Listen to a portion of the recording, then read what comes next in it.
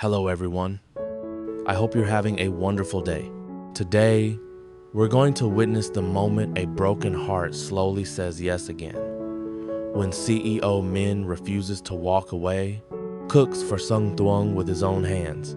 Late afternoon light slipped through the curtains and spread across the small room in a tired golden glow, but nothing about the room felt warm. Sung Thuong sat curled on the sofa, her eyes swollen and red, her hands locked tightly together in her lap, as if she were trying to hold herself in one piece. She had cried until there were almost no tears left, yet the ache in her chest refused to ease. The silence around her felt heavy, the kind that comes after trust has been shaken and love no longer feels safe. Then a soft knock broke through the stillness. She didn't answer. A second later, the door opened slowly, and CEO Minh stepped inside holding a small gift box wrapped in silver paper. He did not walk in with confidence. He came in like a man entering sacred ground after having broken something precious there. He stopped a few steps away and looked at her for a moment, his face carrying guilt, worry, and the fear that he might already be too late. "I know you're angry," he said softly, "but I can't leave you alone like this." Sung Thuong turned her face away. She did not want him to see the tears gathering again, but more than that, she did not want her own heart to soften too quickly. She had spent the whole day trying to build a wall around herself, trying to protect what little pride she still had left. One kind word from him was enough to make that wall tremble, and she hated herself for it. Minh slowly lowered himself to one knee in front of the sofa and placed the gift box on the table. When he opened it, the fading light caught on a delicate silver necklace, its tiny heart-shaped pendant flashing once before settling back into stillness. "This isn't to make you forget," he said, "and it's not to buy your forgiveness."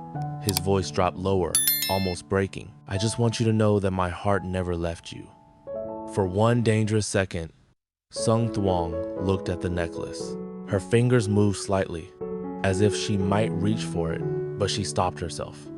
The gift was beautiful, but beauty frightened her in that moment. Beauty made people weak. Beauty made pain harder to defend against. She was afraid that if she touched it, she would also touch the tenderness she was trying so hard not to feel. Minh noticed her hesitation and did the one thing that finally made the room gentler. He did not push. He left the box where it was, then sat down on the floor beside the sofa, leaning his back against it like a man prepared to wait for as long as necessary.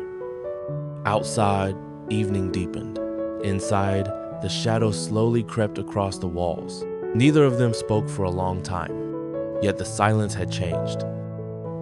It was no longer cold and empty. Somewhere inside it, a tiny spark of hope had appeared, fragile as a candle flame in the wind, but still alive. Later that night, the kitchen became the next place where something began to shift. Warm light spilled across the counter. A pot simmered gently on the stove. The smell of onions, beef, and broth filled the room, pushing back the chill that had lived in her heart all day. Minh stood there with his sleeves rolled up, moving more carefully than usual, as if each small action mattered more than any grand apology he might try to make. He kept glancing toward the doorway, waiting without saying so. At last, Sung Thuong appeared. She stood at the kitchen entrance with her arms crossed, her face still guarded, but no longer hard in the same way. Minh looked up and gave her a small smile. "This is your favorite, right?" he asked. I remembered. She said nothing at first. Then she nodded. That single motion seemed to steady him. He dipped a spoon into the soup, blew on it gently, and held it toward her. "Try it," he said. "I made this for you." She hesitated, then stepped forward. The kitchen suddenly felt small, intimate, almost tender. She leaned in and tasted the soup. Warmth spread through her at once. Not just from the heat, but from the simple truth that he had remembered, that he had cared enough to stand here and cook when words alone were failing him. She closed her eyes briefly, and silent tears slipped down her cheeks. Minh reacted instantly. He grabbed a clean towel and wiped them away with trembling hands. "Please don't cry anymore," he whispered. "I'm so sorry." Outside, rain began tapping softly against the roof. Inside, the room became a kind of shelter. He fed her another spoonful. She didn't refuse. He asked if it needed more salt. She almost laughed through her tears when he added some anyway. A little later, he brought out a white dress from a paper bag and laid it gently on the table.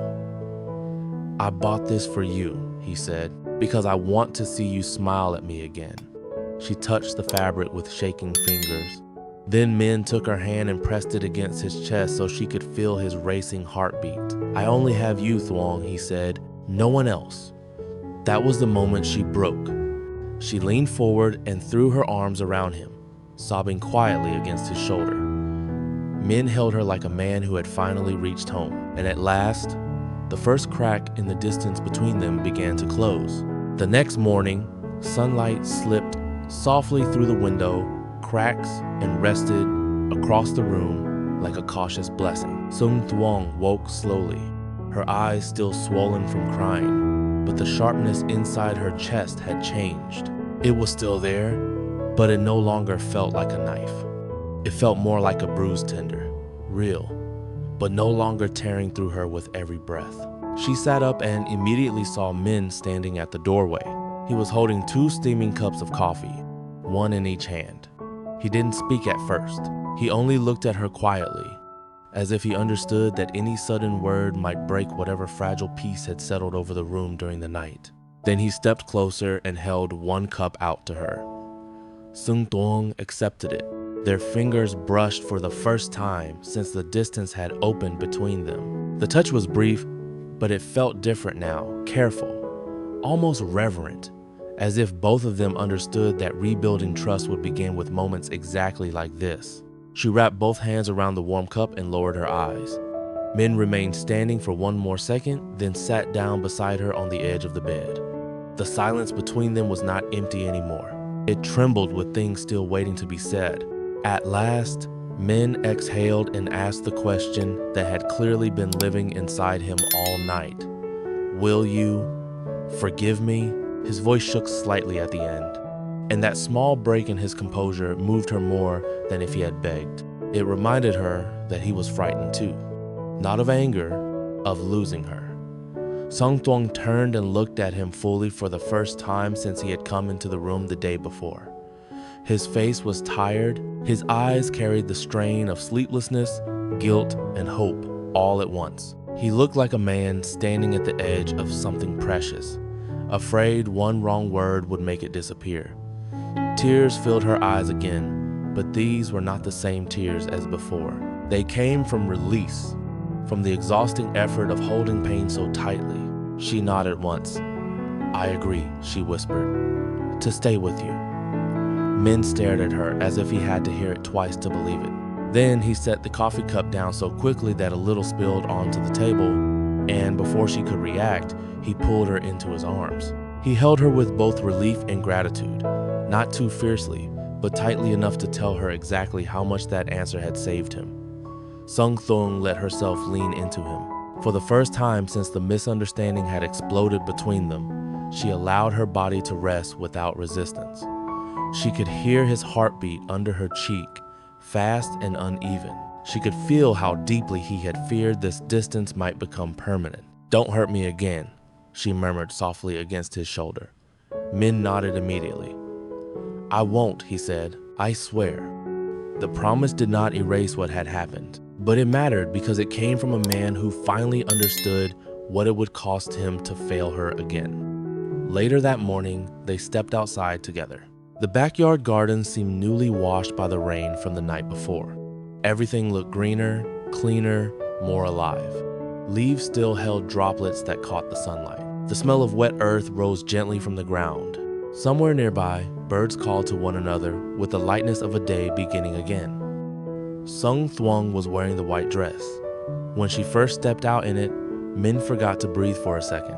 It was simple, soft, and bright against the green of the garden, and on her it looked exactly the way he had imagined, like something hopeful made visible. She noticed the way he was staring and lowered her head shyly, but the smile at the corner of her mouth gave her away.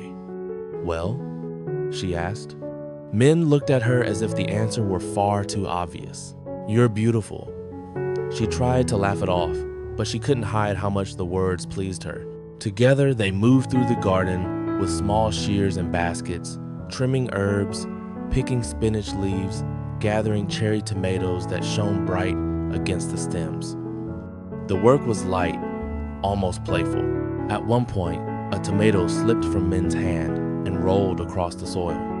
Sung Thuong burst into laughter so suddenly and freely that he froze for a second just to listen to it. "You're so clumsy," she teased, bending to pick it up. Min watched her, smiling in a way that was softer than laughter. "If you keep smiling like that, I don't mind being clumsy." She stood and handed him the tomato, still laughing, and for the first time in days, the sound no longer hurt either of them. It healed. After a while, they sat down on the grass with the vegetables they had collected between them. Sung Thuong leaned lightly against his shoulder, and he took her hand without needing to ask. The morning sun rested warmly across the garden, and the peace of the place seemed to settle into both of them. "It's been so long since I felt this calm," she admitted. Min tightened his fingers around hers. "Then let's keep it this way," he said. "From now on." By the afternoon, they had gone into town together. The market was busy, loud, full of movement and overlapping voices, but Sung Thuong no longer walked through it with lowered eyes. She moved beside Min with an ease that seemed to surprise even herself. They chose vegetables, argued playfully about fish, compared fruit, and ended up in the supermarket again, pushing a cart under bright lights while she dropped in a box of chocolate, and he secretly added more of her favorites when she wasn't looking. While they waited in line, Min stepped closer behind her and wrapped his arms lightly around her waist. "Thank you," he whispered near her ear, "for giving me a second chance." Sung Thuong turned, looked at him for one brief, full moment, then rose onto her toes and pressed a soft kiss to his cheek right there in the middle of the crowded line. The world around them disappeared for that second. By night, they found themselves at the shopping mall, standing before a claw machine glowing in flickering light. It was ridiculous, childish, completely unnecessary, and perfect. Min played with absurd seriousness, while Sung Thuong crossed her arms and laughed every time he failed. On the second try, the machine dropped a small pink teddy bear into the tray. Min lifted it like a trophy and handed it to her. "A gift," he said. She hugged the bear to her chest and smiled up at him with such open joy that he felt every hard hour of the past days become worth enduring. As the mall emptied and the lights dimmed, they stood close together under the machine's soft glow. "Thank you," Sung Thuong whispered, "for not giving up." Min pulled her gently into his arms. "I never will," he said. And this time, when she leaned into him, there was no distance left between them at all. After a painful misunderstanding leaves Sung Thuong heartbroken, CEO Min refuses to give up on her. He quietly comes to her door with a silver necklace, not to erase her pain, but to prove that his heart has never left her. When words are no longer enough, he cooks her favorite soup himself, brings her a beautiful white dress, and shows her through small, sincere actions that his love is real. Little by little, the distance between them begins to soften. The next morning, standing in the gentle light, Sung Thuong finally forgives him and chooses to stay by his side. From there, their love slowly returns to life through warm coffee, peaceful moments in the garden, shared laughter, a trip to the market, and even playful joy at a claw machine in the mall. By the end of the day, what once felt broken has been rebuilt with trust, tenderness, and the promise that Min will never stop choosing her.